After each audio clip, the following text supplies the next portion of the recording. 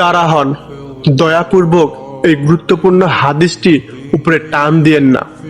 আল্লাহ সুবহানাহু তাআলার 5টি সতর্কবাণী ইহকালে না হলেও আপনাদেরকে পরকালে নাজাত দান করবে। আমাদের প্রিয় নবীজি রাসূল পাক করিম সাল্লাল্লাহু আলাইহি ওয়াসাল্লাম একজন সাহাবীদেরকে বলতেছেন, হে আমার সাহাবীরা, তোমরা কি জানো আল্লাহ সুবহানাহু তাআলার 5টি সতর্কবাণী?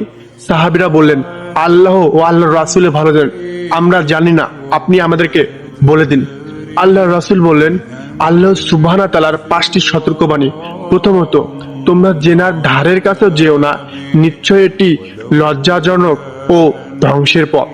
দ্বিতীয়ত, তোমরা গুনাহের মাঝে কখনোই সুখ খুঁজো না, তোমরা কি আল্লাহর শাস্তিকে ভয় পাও না? তৃতীয়ত, গুনাহ যদি অল্প হয় তোমরা সাথে সাথে ইস্তেগফার পাঠ করে নাও, কেননা দুনিয়া ও আখিরাতে অপমানজনক ও শাস্তি বড় ভয়ঙ্কর। চতুর্থত, তোমরা আল্লাহ যেখানে সুখ দেননি তোমরা সেখানে কখনো সুখ খুঁজো না। পঞ্চমত, যে না শুধু শরীরকে নয় আত্মাকেও জ্বালিয়ে দিয়ে দেয়। আমরা যদি গুনার সাথে যুক্ত হয়ে থাকি, আমরা তওবা করে ইমানের পথে ফিরে আসি ও আমরা বেশি থেকে বেশি হাদিসটি ইমানি দায়িত্বে আমরা আমাদের ভাইদের কাছে পৌঁছিয়ে দিই।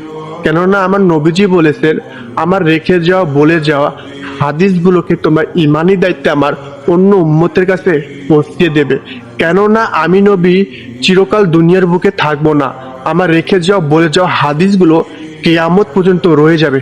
তোমরা যদি তা ইমানি দায়িত্বে আমার অন্য উম্মতের কাছে পৌঁছিয়ে না দাও, তাহলে তারা পথভ্রষ্ট হয়ে যাবে ও আল্লাহ থেকে দূরে সরে যাবে ও ইবলিসকে অনুসরণ করবে। তাই আমরা ইমানি দায়িত্বে আমাদের প্রিয় নবীজির হাদিসগুলো একে অপরের কাছে পৌঁছিয়ে দেব।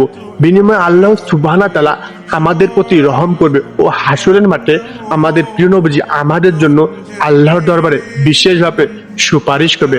আল্লাহ সুবহানাহু তাআলা আমাদেরকে আমাদের প্রিয় নবীজির আদর্শ উম্মত হওয়ার তৌফিক দান করুক। আমিন।